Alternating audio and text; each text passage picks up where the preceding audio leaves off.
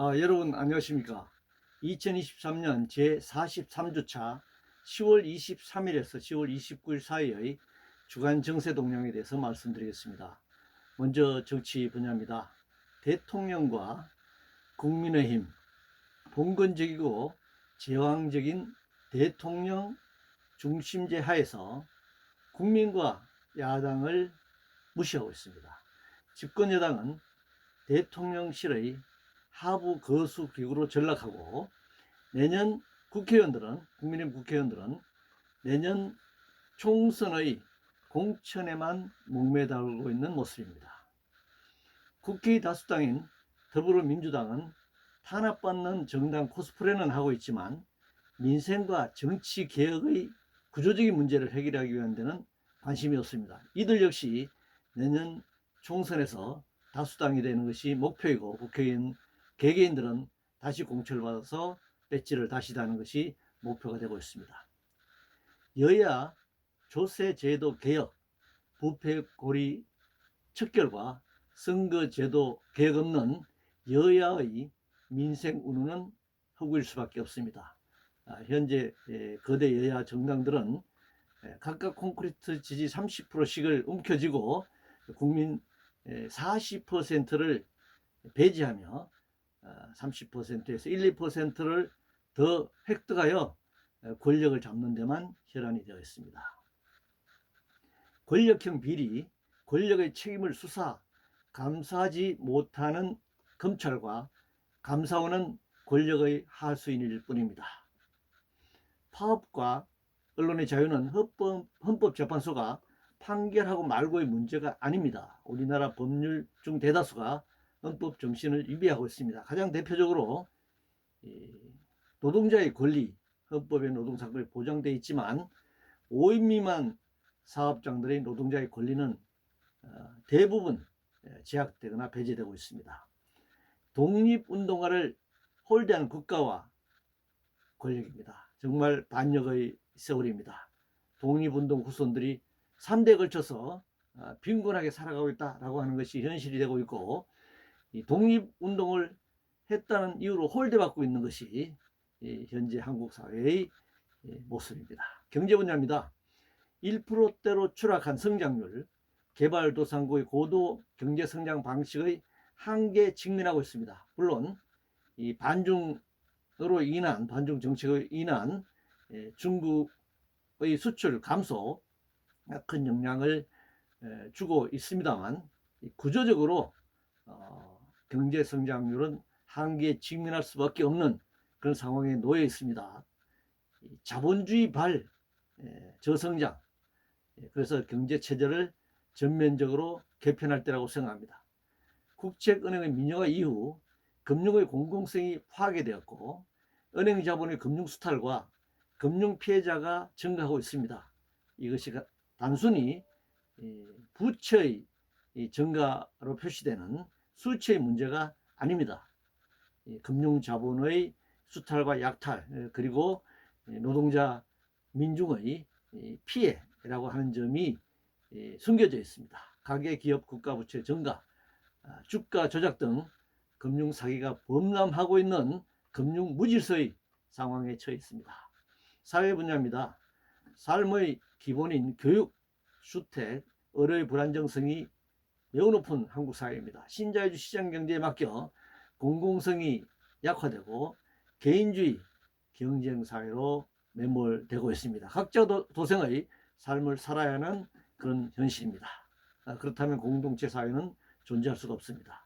국민연금 개혁 관련 내년 총선 전까지는 표를 의식해 수치를 발표하지 않고 있습니다. 집권여당과 정부와 집권여당이 그렇습니다. 문제는 정부가 국민연기금에 재정 지원을 할 것인가 안 할 것인가, 이것을 위해서 조세 정책을 전면적으로 개편할 것인가 안 할 것인가, 그것이 관점입니다. 보험료율과 수급 연령 문제는 어떤 면에서는 부차적인 문제라고 할 수 있습니다. 기초연금은 보편적 노인복지 제도입니다. 따라서 차등 없이 지급해야 할 것입니다. 노인의 재산과 소득에 따라서는 세금을 차등 부과하면 끝나는 문제입니다. 이것을 그대로 두고 이 기초임금을 차등 지급하려고 하다 보니까 너무 많은 복잡한 산식이 진행돼야 하고 행정 비용이 들어가고 또 노인들 각각의 불만이 정대되고 있습니다.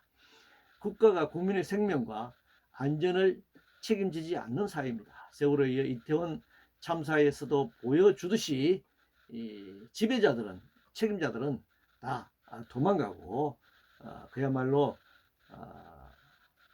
직급이 낮은 사람들, 책임을 지지 필요가 없는 사람들이 오히려 책임을 지는 그런 상황이 계속 벌어지고 있습니다. 그래서 국민의 안전은 매우 불안한 상태에 있습니다. 언론 자유가 보장되고 방송의 공정성이 높아지면 가짜 뉴스는 사회 여론과 공론화 과정에서 약화되거나 사라질 수밖에 없습니다. 물론 사라지지 않더라도 그 가짜 뉴스는 사회적으로 큰 존재감을 가지지 못할 것입니다. 그런데 가짜 뉴스를 척결하겠다, 잡겠다고 하는 자들이 오히려 구조적인 정말 큰 가짜 뉴스를 퍼뜨리고 있습니다. 그들이야말로 괴담을 퍼뜨리는 자들입니다. 마약 거래, 마약 수사 관련 경찰과 검찰의 수사를 현재 신뢰하기 어려운 상황으로 보입니다. 한편 국가는 마약 방지를 위한 특별 대책을 마련해야 할 것입니다. 이렇게 마약 거래와 마약 범죄가 범람하고 있는데 도대체 그동안 마약 수사를 한답시고 떠들어대던 국가와 검경은 어디에 있는지 묻지 않을 수 없습니다. 범죄 전력자에 대한 주거 제한은 헌법에 위배되지 않는 범위 내에서 시행돼야 하고 이것은 굉장히 많은 인권과 법률과 그런 전문가들의 토론, 사회적 공론화 과정을 거칠 필요가 있다고 생각합니다. 양심과 사상, 학문의 자유는 법으로 단죄할 문제가 아니라고 생각합니다. 박유하 교수의 그 논문이 대법원에서 재연으로 무죄가 8년 만에 무죄가 되었는데 당연히 비판할 수 있고 또 논란이 되는 저서이지만 그것을 법적으로 단죄하는 데는 한계가 있다고 생각합니다.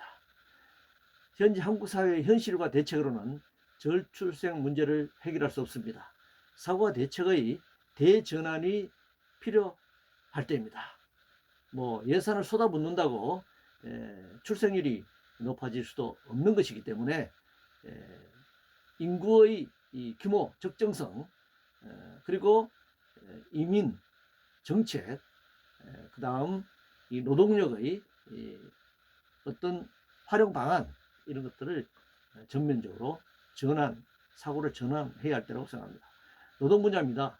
대기업 노조 임금이 중소기업에 비해 상대적으로 높은 것은 당연히 대기업의 지불 능력과 관련되지만 가장 근본 원인은 대기업이 이윤극대화를 위한 방편으로 이 차별적 구조를 이용하고 있다는 점입니다. 신규 인력을 늘리지 않고 저임금 장시간 노동을 시키고 그리고 하청 노동자의 단계를 막고 차별화하는 재벌 대기업의 노동 착취 정책의 결과다 이렇게 생각합니다. 대기업 노동자들만 귀족 노조로 몰아서 귀족 노동자로 몰아서 이 문제가 해결될 리는 없습니다. 저임금 장시간 서비스 업종이나 알바 등 단시간 고용 증가는 고용의 질이 높아질 수밖에 없다라는 점이 현실화되고 있습니다. 높은 산재 사망률 등 산업재해를 줄일 생각보다는 산재 노동자를 먼저 공격하고 있습니다. 나이롱 환자 운운하면서 이 산업재해의 본질적인 구조를 감추고 있습니다. 노조는 매년 또는 분기별로 총회나 대연대를 통해 문서, 보고서를 회계감사 결과와 함께 사실 공유했습니다.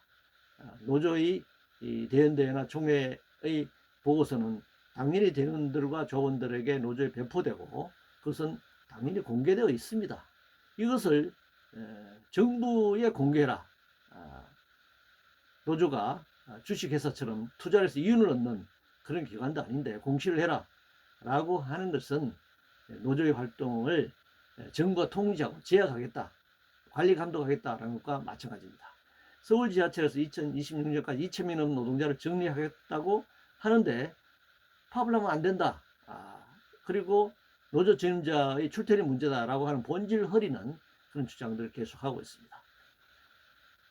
환경 생태 문제입니다. 환경부가 기업 투자 촉진을 위한 위해서 일한다면 부서 자체를 폐지해야 할 것입니다. 환경부가 있어야 할 이유가 없습니다. 산업자원부가 기업을 투자하고 유치하는 데 대해서 환경적인 문제가 없는가를 면밀히 검토하고 지적하고 개선시켜야 하는 것이 환경부의 목적인데, 오히려 앞장서서 산자부의 앞잡이 역할을 하겠다? 그러면 폐지하는 것이 옳습니다.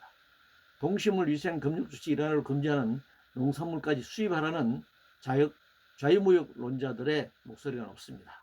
가축전염병에 대응하는 것과 동시에 공장형 축산을 전면 개편해야 할 때입니다. 기후위기를 극복할 수 있는 길은 자연에 순응하는 것, 강은 흘러야 강입니다. 4대강 틀어막아놓고 그것을 4대 강이라고 이름 붙일 수 없습니다. 국제분야입니다. 북한 주민의 굶주림이 사실이라면 북한 정권 공격의 수단으로 이용하기보다는 인도주의 관점으로 지원하고 교류하는 것을 통일부가 검토하고 정부가 결정하고 집행해야 할 것입니다. 탈북민에 대한 중국의 강제 송환에 대해서는 위원회를 통해 인권 문제를 제기하되 한중 관계 개선을 통해서 이런 인권이 지켜질 수 있도록 그들의 탈북민들의 자유의사가 반영돼서 자기 선택권이 존중받을 수 있도록 노력하는 것과 병행해야 할 것입니다. 이상으로 2023년 제43주차 주간정세동향에 대해서 말씀드렸습니다.